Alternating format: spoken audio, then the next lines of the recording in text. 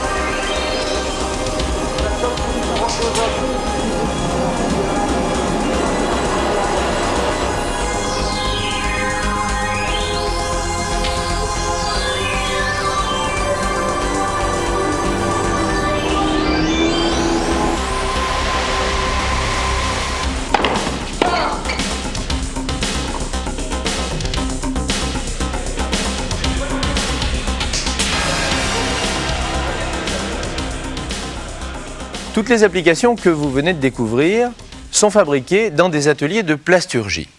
Alors voyons ensemble ce que représente cette industrie, cette profession.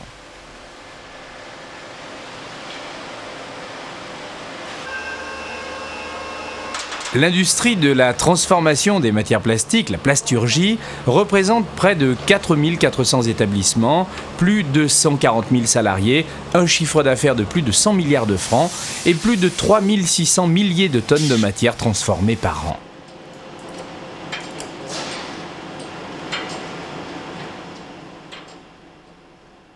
Nous allons maintenant étudier au travers d'objets connus de tous les procédés de transformation, de moulage des matières thermodurcissables.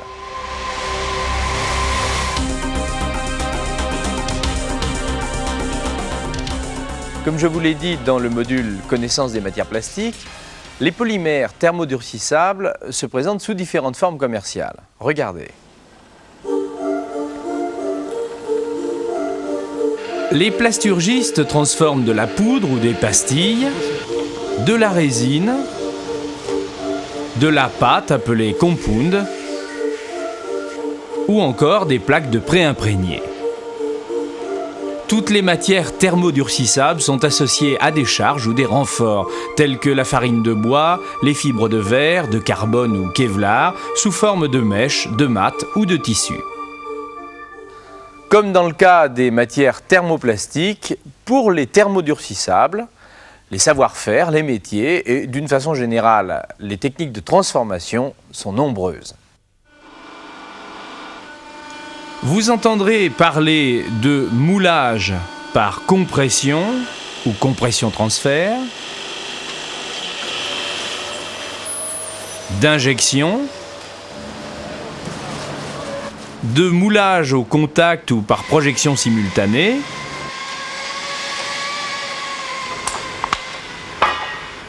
d'injection basse pression, d'enroulement filamentaire, de centrifugation,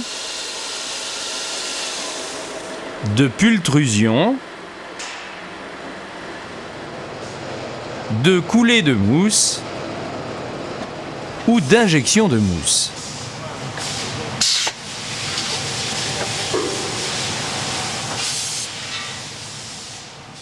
Avant d'étudier tous ces procédés de transformation, je voudrais vous rappeler brièvement le comportement au moulage des thermodurcissables. Et surtout, le moment où le polymère passe de l'état liquide, pâteux, malléable, à l'état dur, sous l'influence d'une réaction chimique appelée réticulation. Réaction qui entraîne la formation d'un réseau tridimensionnel par pontage des chaînes macromoléculaires entre elles. Ce réseau est caractéristique des thermodures durcis.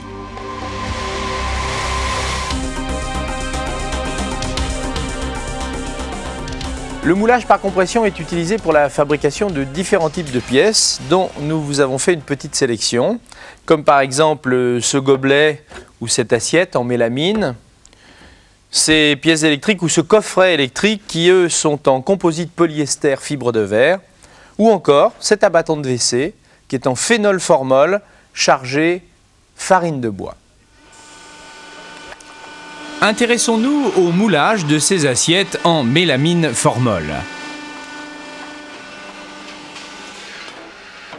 Première phase du procédé, le pastillage de la poudre de mélamine. Les pastilles sont ensuite préchauffées par haute fréquence.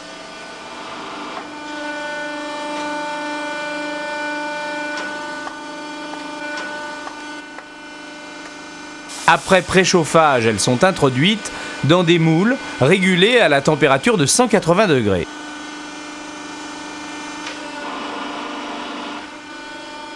Fermeture de la presse, compression du matériau. Sous l'action de la chaleur et de la pression, il épouse les formes de l'empreinte. Intervient alors la réaction chimique de réticulation qui provoque le durcissement du thermodur. Ouverture de la presse et mise en place du décor en mélamine, puis fermeture, compression et cuisson finale des assiettes et de leur décor. Après cuisson, les pièces sont démoulées et ébavurées manuellement, puis sur une machine spéciale.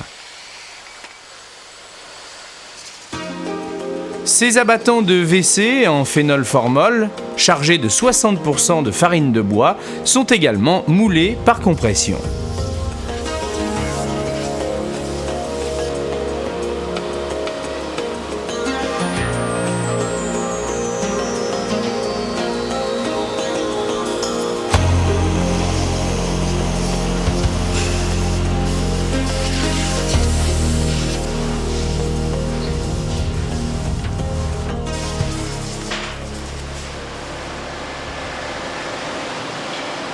Autre exemple, ce plateau de table de jardin est moulé par compression sur une presse de 1300 tonnes à partir d'un pré-imprégné de fibre de verre et de polyester.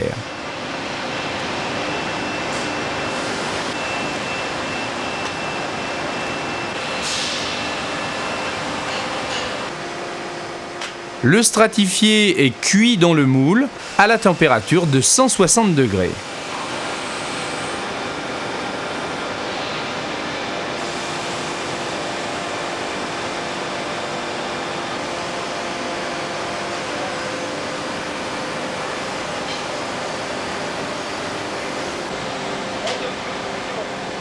Après démoulage, les pièces sont ébavurées.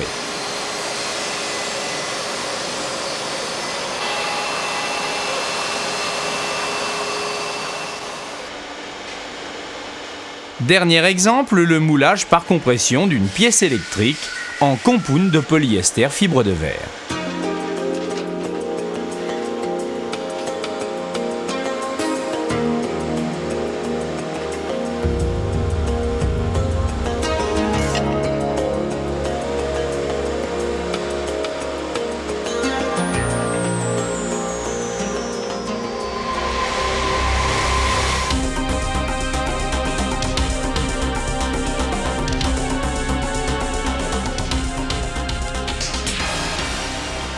Autre variante de la compression transfert.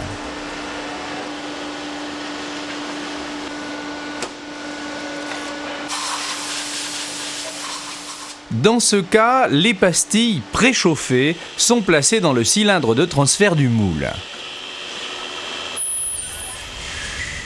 Après fermeture et verrouillage de la presse, le piston de transfert injecte la matière ramollie dans les empreintes du moule.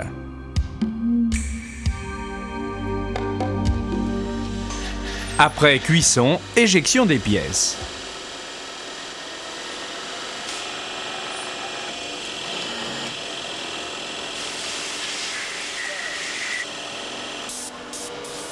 Ces pièces électriques en compound de polyester fibre de verre sont moulées également par compression-transfert. Observez.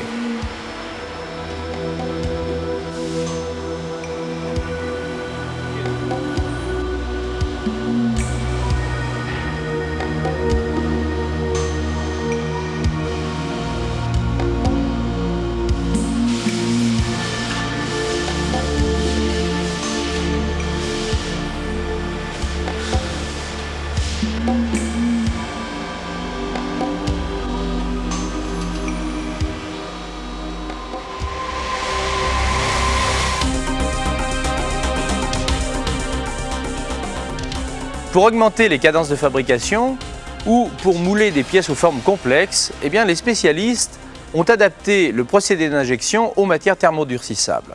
C'est ainsi que nous obtenons ces queues de casserole en bakélite ou ces poignées d'appareils ménagers que l'on retrouve ici, c'est un toaster en l'occurrence, qui lui est dans la même matière que ce volet arrière automobile obtenu par injection de composite polyester fibre de verre. Vous connaissez le principe de l'injection des thermoplastiques. Alors nous allons découvrir maintenant comment les choses se passent avec les thermodurcissables. Dans ce cas, la matière est également ramollie dans un cylindre équipé d'une vis piston.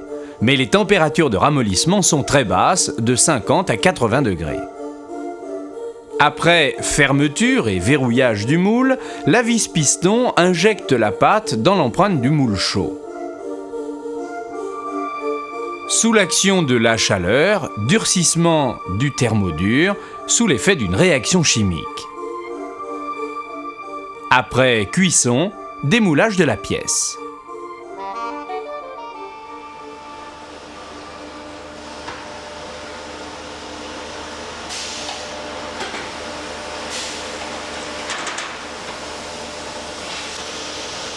Ces queues de casserole en bakélite sont moulées par injection dans un moule comportant 8 empreintes.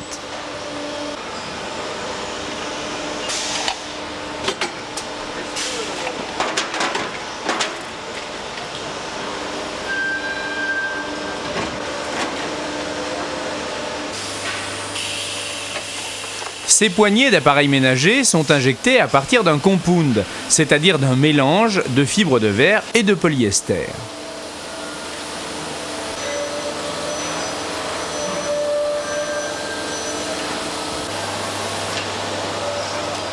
Voici d'ailleurs ce composite à la sortie de la buse lors de la purge du cylindre.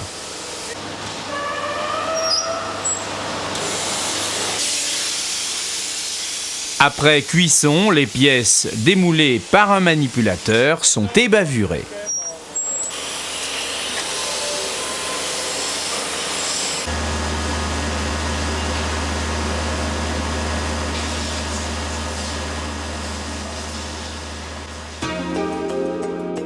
Pour terminer, le volet arrière de ce véhicule est également injecté.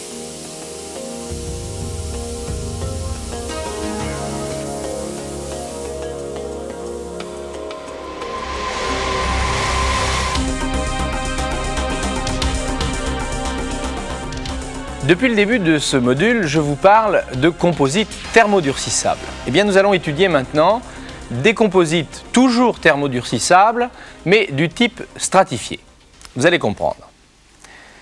Si l'on calcine cette pièce technique qui est en composite polyester fibre de verre, eh bien voilà ce qu'à la sortie du four, on récupère une fois que le polymère a brûlé.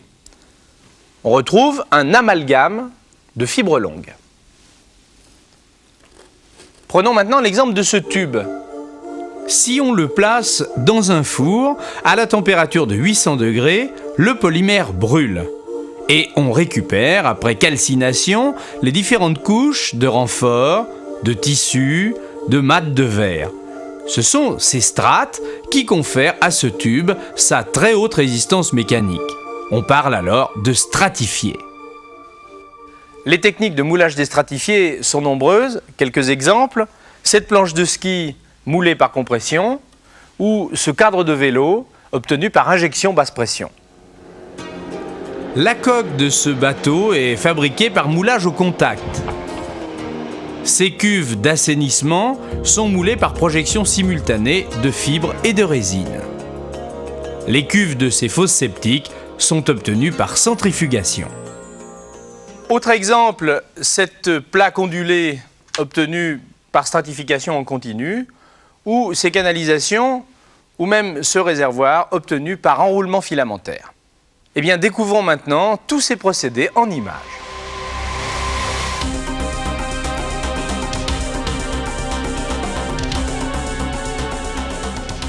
Intéressons-nous à la fabrication de ces coques de bateau.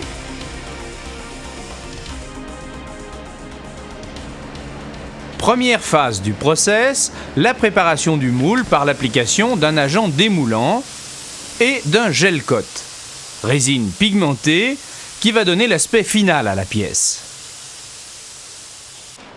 Voici l'assemblage des deux demi-moules.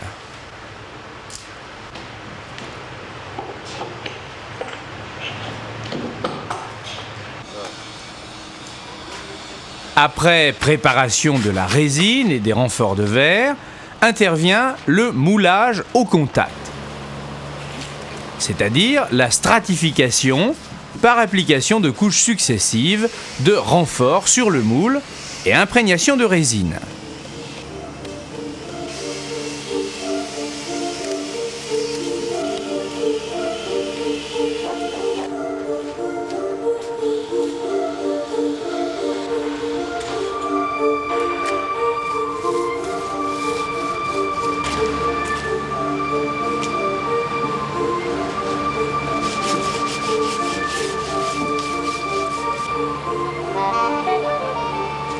Après durcissement du polyester dans une étuve, démoulage de l'un des éléments de la coque.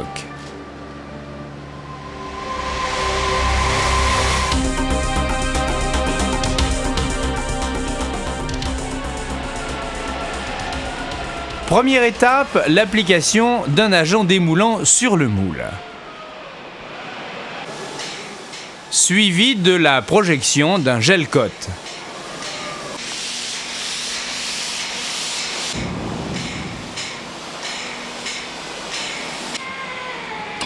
Après séchage de cette résine pigmentée, intervient la projection simultanée de fibres de roving coupées et de résine polyester catalysée et accélérée.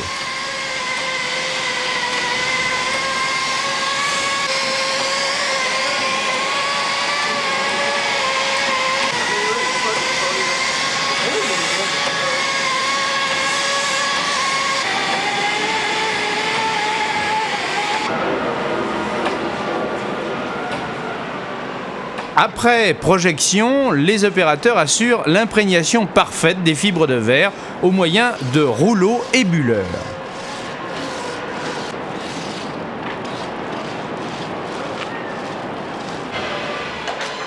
Après durcissement du composite à la température ambiante, démoulage de cette pièce de station d'épuration d'eau.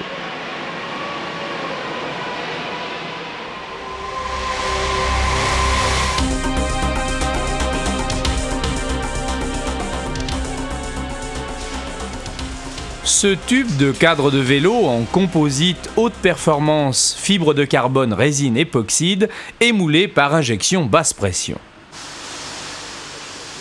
Application d'un agent démoulant sur les empreintes du moule. Mise en place des noyaux recouverts d'une chaussette en tissu de carbone. Fermeture du moule. Puis mise en place de l'ensemble sur le dispositif qui assure le verrouillage du moule, la mise sous vide des empreintes et l'injection basse pression de la résine époxyde.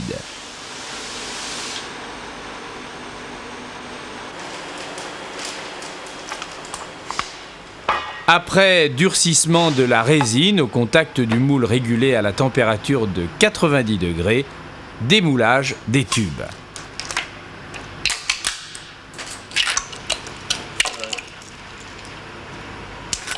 Et enfin, extraction des noyaux.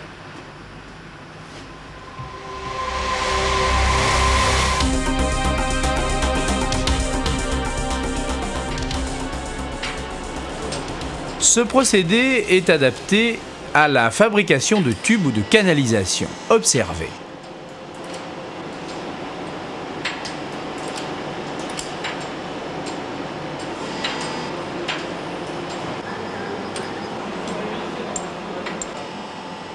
Les mèches de roving imprégnées de résine polyester sont enroulées sur un mandrin jusqu'à l'obtention de l'épaisseur souhaitée.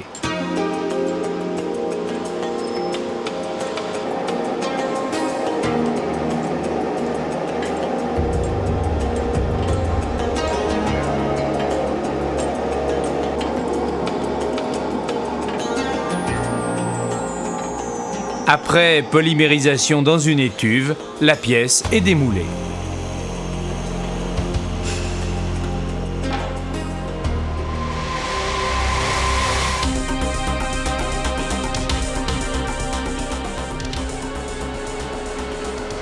Autre technique d'élaboration de pièces cylindriques, la centrifugation.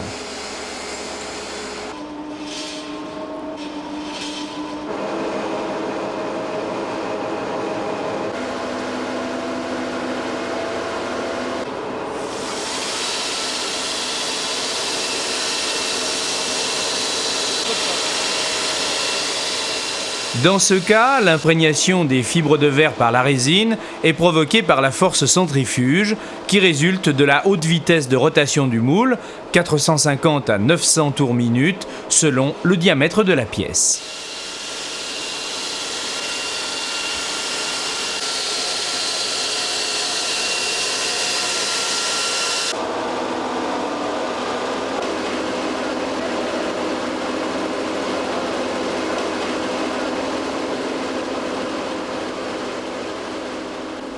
Voilà, vous le voyez, on emploie une grande diversité de techniques de transformation des stratifiés et encore, je ne vous ai pas tout dit. Par exemple, ce profilé en polyester et fibre de verre est obtenu par pultrusion. Regardez.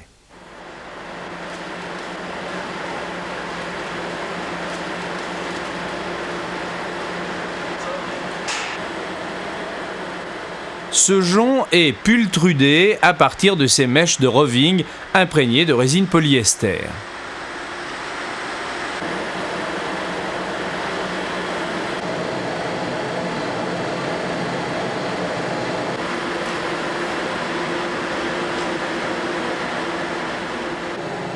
La formation du jonc est obtenue par passage des fibres imprégnées dans une filière calibrée chauffée à 150 degrés.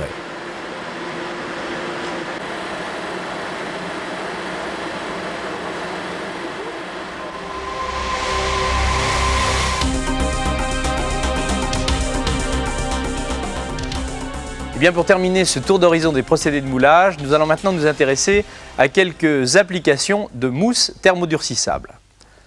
Pour commencer, ce bloc de mousse de polyuréthane souple,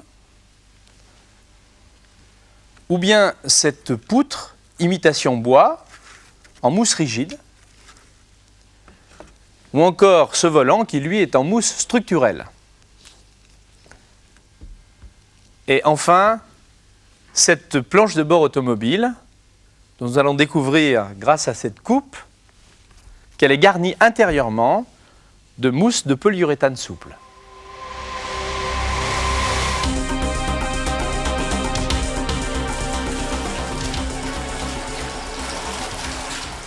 La mousse de polyuréthane est obtenue par l'addition d'une résine, d'un isocyanate et d'un agent gonflant. Observons le résultat de ce mélange. On assiste à l'expansion à l'air libre de la mousse de polyuréthane.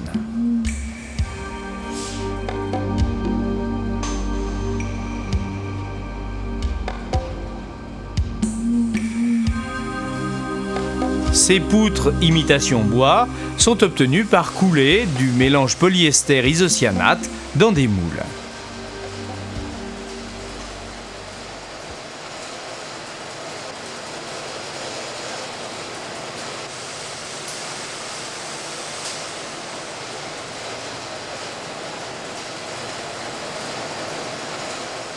Après durcissement de la mousse de polyuréthane rigide, ouverture du moule, démoulage de la poutre,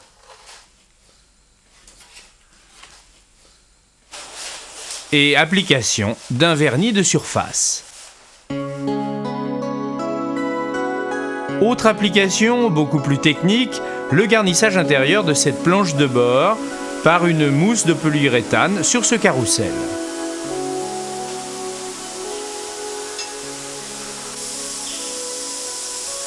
Mise en place d'un insert métallique dans le moule.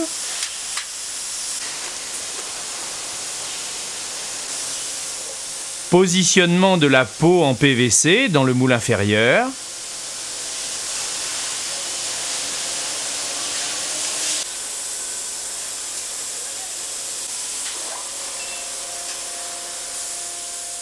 Coulée du polyuréthane dans la peau.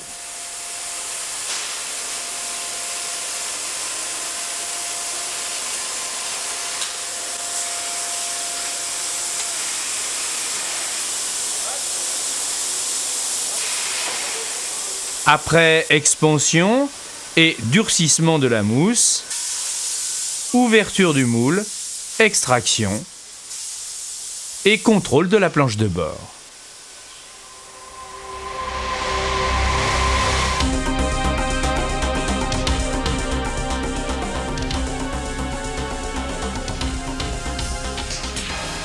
Sur ce carrousel, ces volants sont moulés par injection et moussage.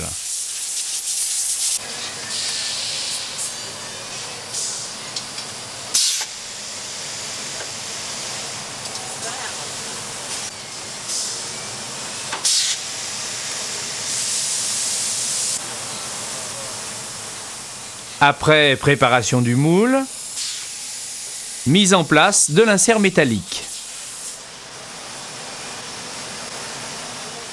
Fermeture du moule, puis injection du mélange résine plus isocyanate plus agent gonflant. Et formation d'une mousse structurelle dont la peau reproduit l'aspect du cuir.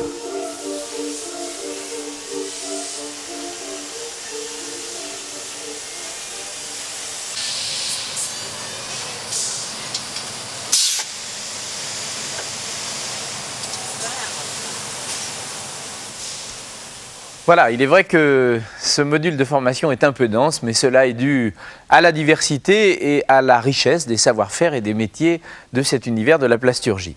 En tout cas, il est très important que vous reteniez dans un premier temps la diversité des procédés et des objets en matière thermodurcissable.